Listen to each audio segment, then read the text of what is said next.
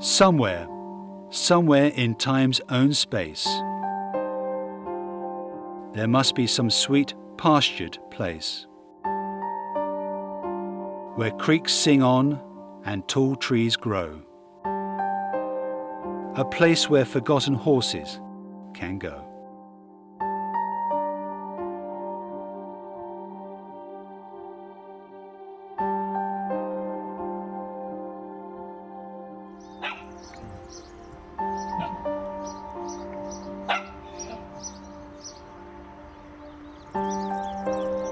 Tucked away in the seclusion of the Spanish countryside between the mountains and the Mediterranean is a sanctuary where horses, ponies and donkeys peacefully live. Horses like Bronson and Lucerio, donkeys like Gin and Tonic, and ponies like Samson and Napoleon will spend the rest of their days in this environment where they are all loved and cared for. The Easy Horse Care Rescue Centre should not exist. There should never have been a need for it to open, and everyone at the rescue centre would prefer that this were the case. But the brutal reality is that not everyone respects or cares for these noble creatures as they deserve. And it is for this reason that founders, husband and wife team Sue and Rod Weeding, saw the desperate need that many horses in Spain had, and it was out of this necessity that the Easy Horse Care Foundation was born. Their mission today is to rescue, rehabilitate and provide sanctuary for horses, ponies and donkeys from all around Spain who have been abused, unwanted or simply forgotten. Every rescued animal here has been nursed back to health, treated with kindness, love and given back the dignity and freedom it deserves. The story starts when former horse owners Sue and her husband Rod decided to up sticks and leave the UK for the south of Spain to retire. We thought that part of our life had finished. We'd finished with horses, we'd finished with working 7 days a week. We sold everything up in the UK and we came over to Spain to this actual property, our finca, 13 years ago. And for the first few years we had a very nice, relaxed full life. We done the garden, we rebuilt the finca and life was good. I then decided to open up an English tack shop. We started to get people come into the tack shop and talk about their horse, the yard where they were, some of the horrible sights that they'd seen. And I was becoming increasingly aware some of them really were kept in the most horrendous conditions. One day, we were called to deliver some rubber matting to a stable yard. I decided to go with my husband. We turned up at the yard while Rod was unloading the rubber matting. I went into what was a typical stable yard inside, looked at all the horses. I started to go round the corner and somebody said, "Oh, you don't want to go there, you're not going to like what you see." I went round the corner and there he was. A beautiful 2.5-year-old horse behind bars, looking out at a wall, just rearing up, throwing himself against the bars, trying to free himself from all the flies that were driving him crazy. And when I looked closer, his eye was rotten. It actually had maggots in it. The flies were driving him absolutely crazy. And even his other eye, the good eye, part of the eyelid had actually been cut away.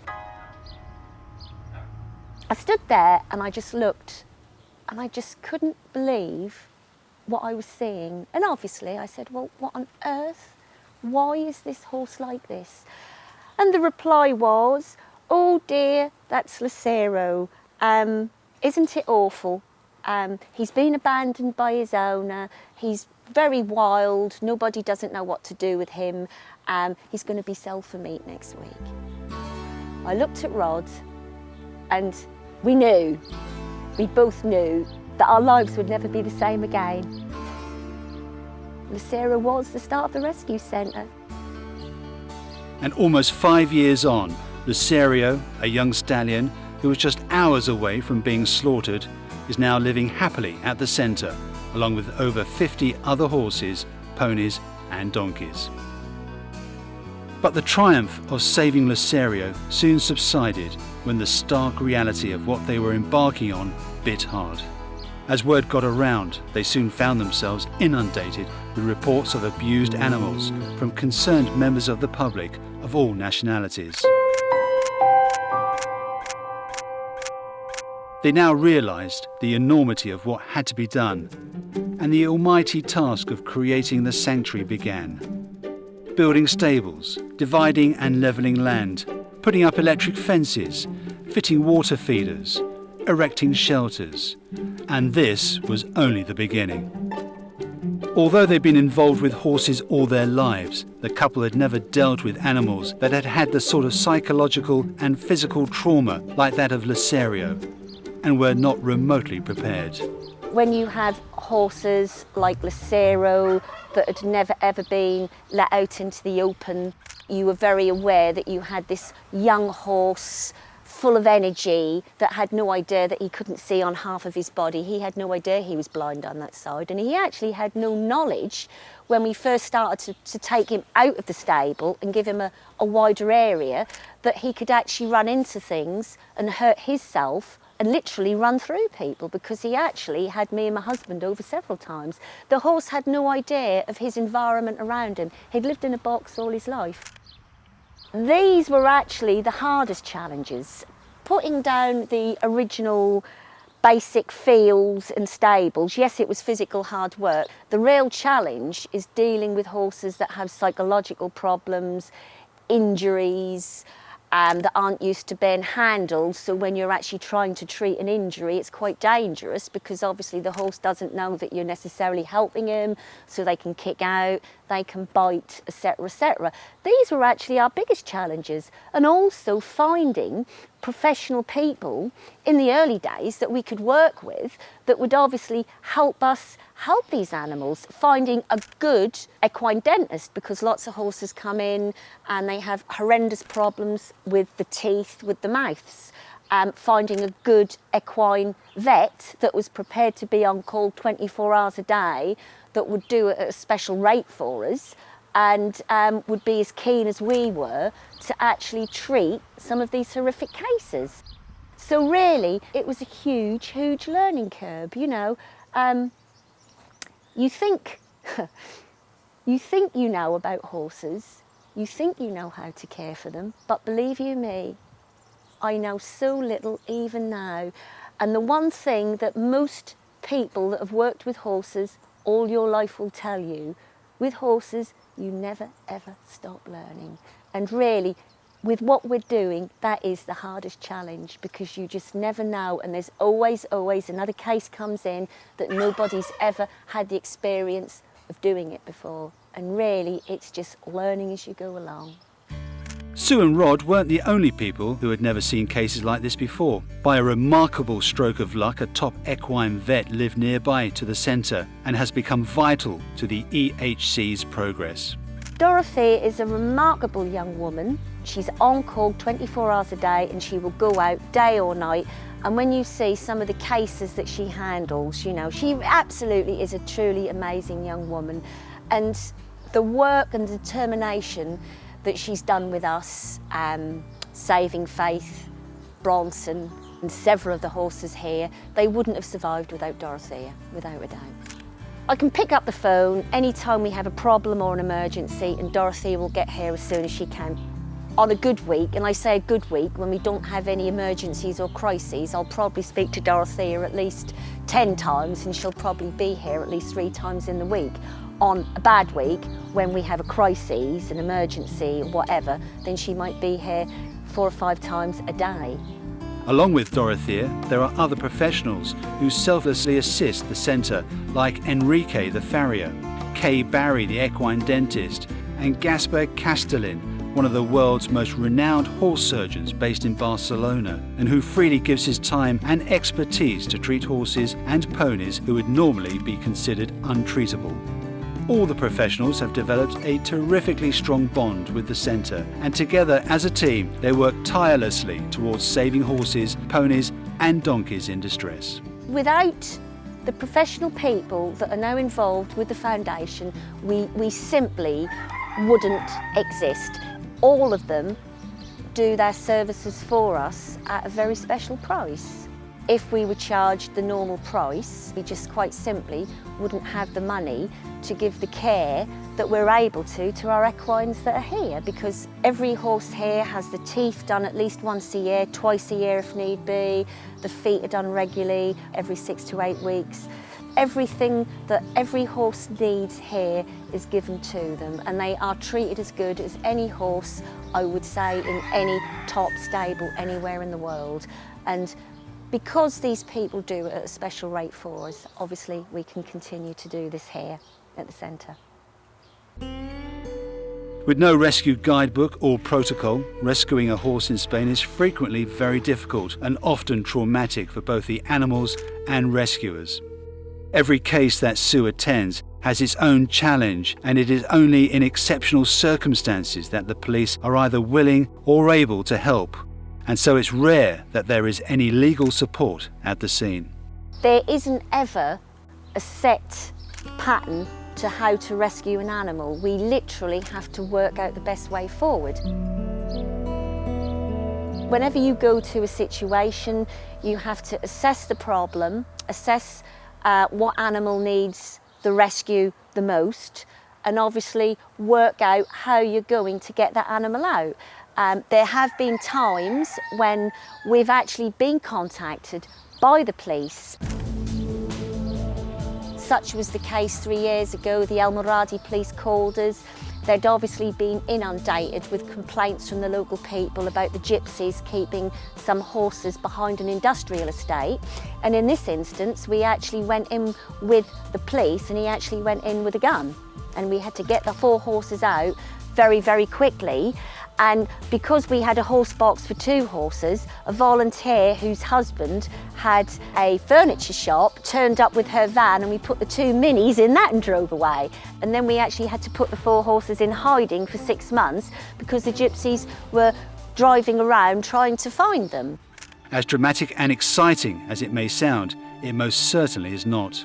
Even for the least sensitive of us, it can be a shocking and harrowing experience. At times, a rescue, rather than saving an animal's life, tragically means saving them from a long and painful death, like in Lola's case. Lola was once a fine and proud working horse, but after a lifetime of strenuous work, ploughing fields and living in the open with no shelter or care, one day, during a thunderstorm, the old girl finally gave up. She had collapsed in the mud. Some English people that had been feeding her found her, couldn't get her up, called us, and then it turned into a nightmare. The old horse was clearly dying. We tried desperately to get her up in the mud. There was about 8 of us trying to pull her up. She kept going down. I then got a young vet out, and all he could do was sedate her so she wasn't distressed. He wasn't technically even allowed to do that, because you cannot touch the horse unless you have the owner's permission. He couldn't put her to sleep. She needed to be put to sleep. Then the people got upset and were shouting at us to try and do something. Eventually, we managed to track down the owner, who was an old farmer. He came, he got emotional and was crying. Everybody was shouting at him. And all the while, this horse was just lying there, and she just needed to be put to sleep. Eventually, we got the owner to agree, and the old horse was put to sleep.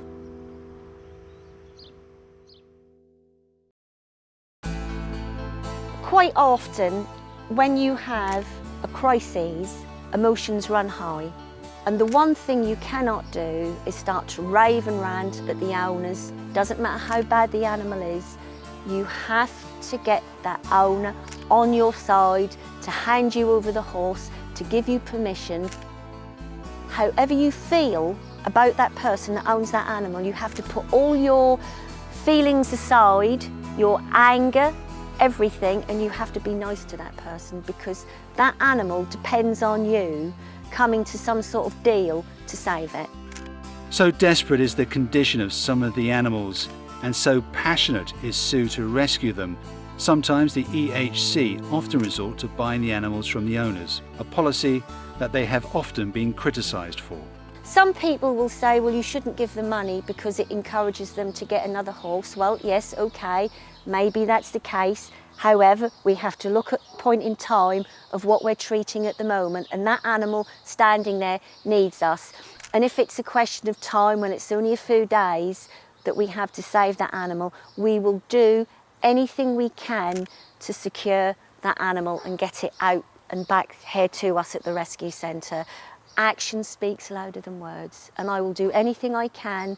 If I'm involved to help an animal, I will do anything to get that animal at that point in time, and then we'll sort the rest out later. At last, years of committed EHC campaigning have initiated winds of change in Spain, and when the rescue of 2 shockingly mistreated horses made headline news, people finally began to sit up and take notice of the plight of the horses in Spain. We were called out by a Spanish guy to tell us that there were 2 horses shut away in a garage in Daya Vieja in a field. The pictures were absolutely horrendous. These horses were skeletal. We went there, we saw the horses. We knew that they had 2 or 3 days at the most if we didn't do something to get them out. Captain was absolutely horrific. He was so skeletal that nobody actually could understand how he was still standing, and he actually had to be rushed to Alicante Horse Hospital to save his life. We actually bought Captain and Hope. We made the owner sign a piece of paper to say that he'd sold them to us, so we actually had the proof that he was the owner. We got the horses out, and then somehow the Soprona, the division of the animal rescue here in Spain, they actually came here and got involved, and the owner of Captain and Hope was actually imprisoned. And we do believe it was the first time in Spain that a person was actually imprisoned for the ill treatment of horses, and it actually made all the Spanish papers. It was big, big news. That old horse has made such a difference because it shocked so many people that had kept the horses very badly that suddenly they were aware that, hang on a minute, I can be arrested, I can be put in prison. And there has been, over the last 3 years since Captain's rescue, a vast improvement of how horses are actually kept in our part of Spain.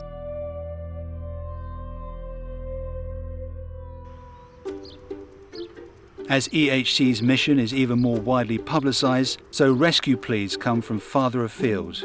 Today the centre rescues horses, donkeys and ponies from all over Spain. But the action of rescuing is just a small part of the overall operation. Once the animals arrive at the sanctuary, the long and complicated process of rehabilitation begins.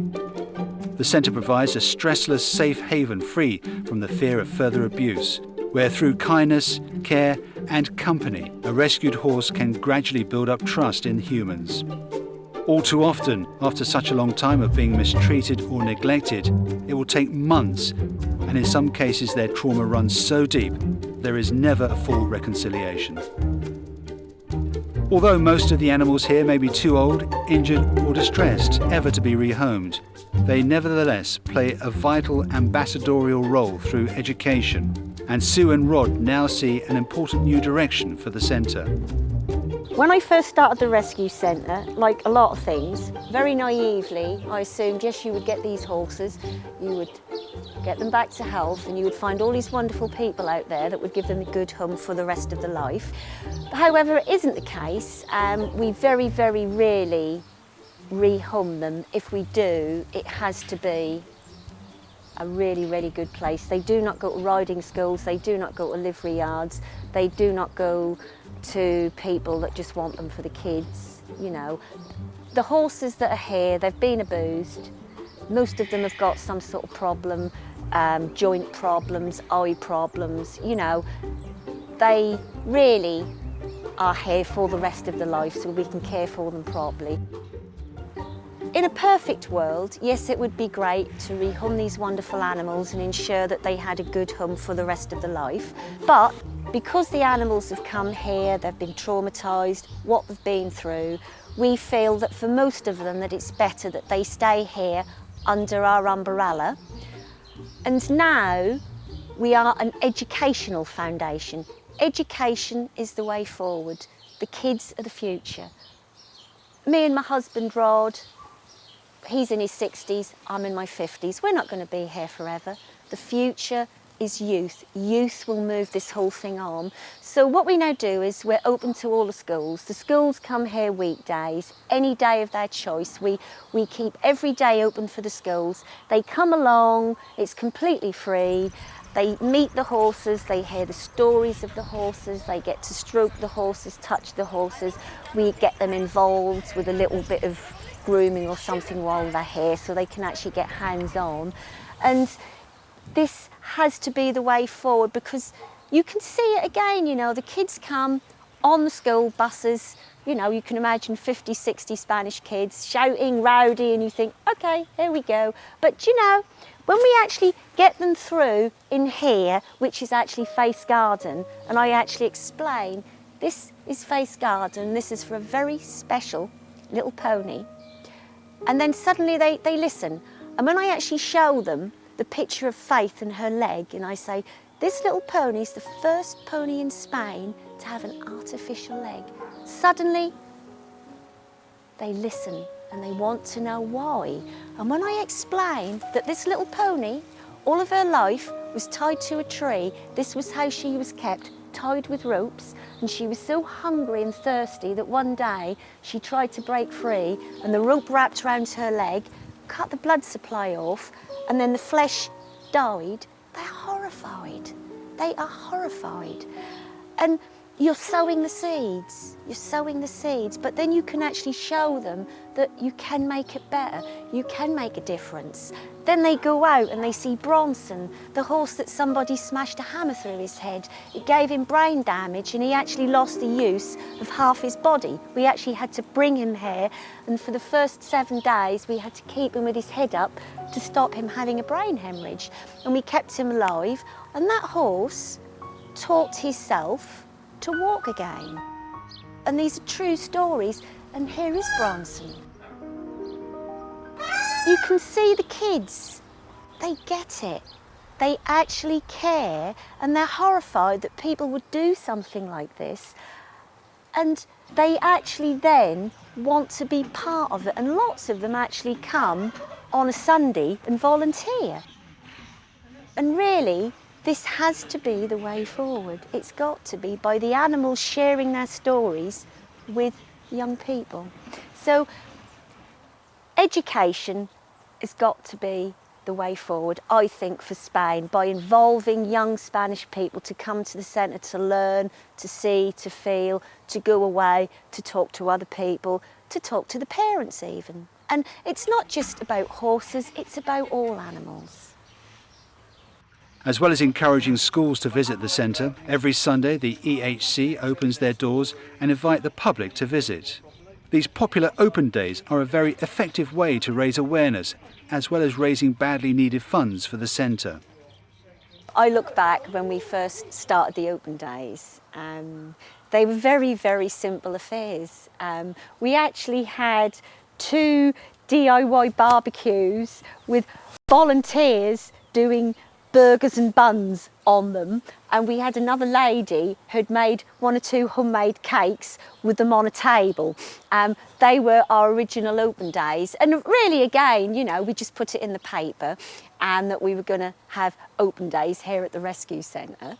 And it was amazing, all these people turned up, and it made us realise that the public obviously enjoyed coming here. And as we've tried to be more professional with our open days, we now have a proper outdoor kitchen where we do a range of absolutely beautiful homemade food, and we also do a fantastic range of cakes, teas, coffees, basically everything that you would want to find. We do 2 horse tours on the open day, and it's just incredible, the people that will turn up. It doesn't matter how hot it is, it doesn't matter how cold it is, it doesn't matter how heavy it rains. People still turn up. And even in the winter months, you know, we've been having 70 or 80 people here on an open day. It's incredible. We've had 1 or 2 instances where people have turned up minus a partner who's sadly they've lost, who's died, and they've actually come along and they've said, me and my husband have had such lovely memories of days here at the rescue centre, we'd like to make this donation. And even last Sunday we had a group of people turn up and they made a donation, and this guy, I only knew him as Terry, he'd had a stroke, and he'd related to Bronson, our horse out there that had the hammer smashed through his head, and he had a similar thing like a stroke, and this Terry had formed this attachment to Bronson, and he always used to come, they used to bring him twice a year to come and see Bronson, and he sponsored Bronson. And this group turned up last open day and said that Terry had sadly died in his sleep, and it was also his birthday, and they knew that Terry's wish would have been that Bronson had his birthday money. So they made this big donation for Bronson on behalf of Terry. And, you know, when you get things like this, it really is very, very humbling. And it actually makes you realise how special a lot of people actually see this place. Our open days mean different things to different people. It means somewhere for the grandparents to bring the grandkids for a great day out. It's a family fun day to come and see the animals and laugh and joke. Isadora the pig, Ernie the turkey, the dogs. They all actually play a part in it, you know. It attracts people that have never been near a horse, sat on a horse. In actual fact, some people that have come here before have been frightened of horses. And I think this is the most wonderful thing about it. People can come here and see horses as they would a dog or a cat, as a beautiful animal in their own right, not something that you just get on and ride, and when you can no longer ride it or jump it, it's discarded. And I think probably this is why the centre means so much to so many normal people from normal walks of life, because they don't have to feel that they're horsey. They can just come and be them and enjoy and appreciate the horses and hear their stories as the horses are.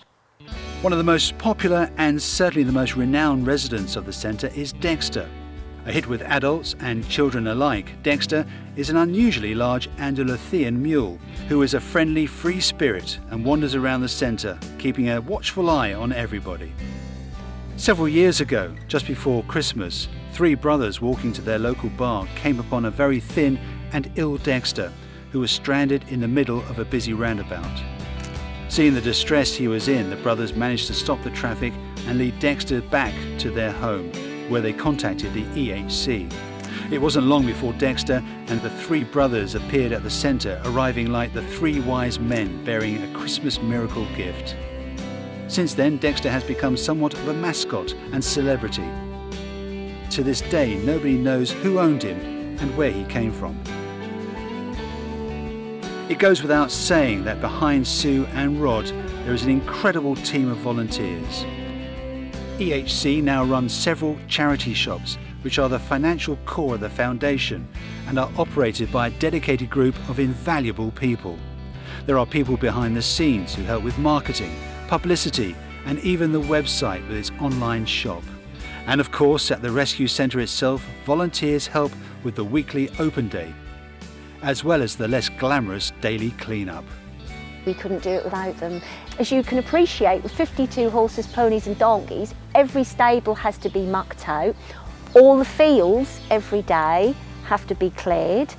50 odd buckets have to be washed every day.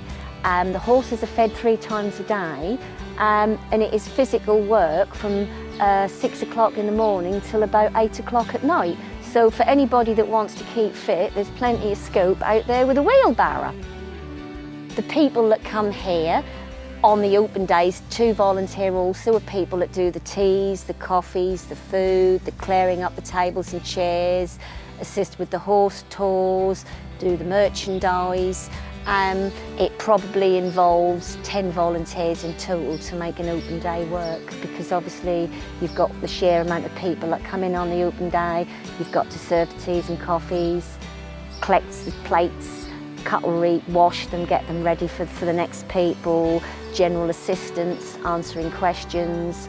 On a Sunday we also have a pony club, because again education plays a big part with the kiddies, and for that we actually have a highly qualified instructor, highly qualified. She comes here on her day off every Sunday to do the pony club for us, and also the donations from that go to the centre to help fund the centre. So we do have some really extraordinary volunteers that are now part of the foundation. These ordinary people with extraordinary devotion have helped to transform the centre into what it is today and what it hopes to become. To ensure continuance and secure its future, Sue and Rod have formed a board of trustees and created the EHC Foundation. The foundation will enable other centres to be opened throughout Spain, and will also mean that campaigning by the EHC Foundation will be taken seriously at both a national and European level. Supporters of the foundation benefit from transparent accounting that enable them to see where the donations and money generated by the centre is being spent. And of course, the potential benefit to animals in desperate need is profound. It is literally a foundation now to grow upon. The foundation is here, the infrastructure is here, and now we will develop the organisation in different ways. The charity shops, the educational centre, the open days. These are all ways where the centre will grow, and obviously as it grows, more and more people, professional people, will come on board. I would like the Easy Horse Care Rescue Centre Foundation to actually be animal welfare, but for all of Spain. For €25 a year, you can become a member of the foundation. Now, what that actually means is you are giving the horses a voice. You are going to speak for the horses. Our aim is to have thousands of members throughout the world.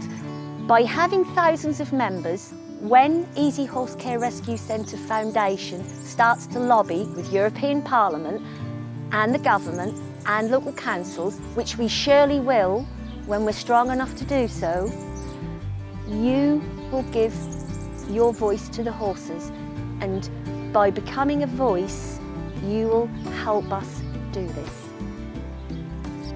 And while the team at EHC fight for new legislations and an enlightened attitude towards animals in Spain, they need your continued support. They need your membership. And most of all, they need you to tell people about the great work being done at the centre every single day. This is a place of joy, happiness, positiveness. This isn't a sad place where you're going to come and see sad, unloved, unhappy animals. You're going to see animals that have survived, endured, and are here and are given quality of life. These are why you should come here to the Easy Horse Care Rescue Centre. See for yourself, go away and tell other people and help us make a difference. By supporting the Easy Horse Care Foundation, you will help to give a life to our rescued animals. A life that for many at the centre, for the first time, consists of companionship, friendship, play, security and love. Support our charity shops on the Costa Blanca, in Quesada, La Siesta, Los Montesinos, La Zenia and Guatemala. Become a voice for the horses by joining as a member. Memberships are vital to help us continue to campaign for mistreated animals. For more details of our shops or how to become a member, see our website.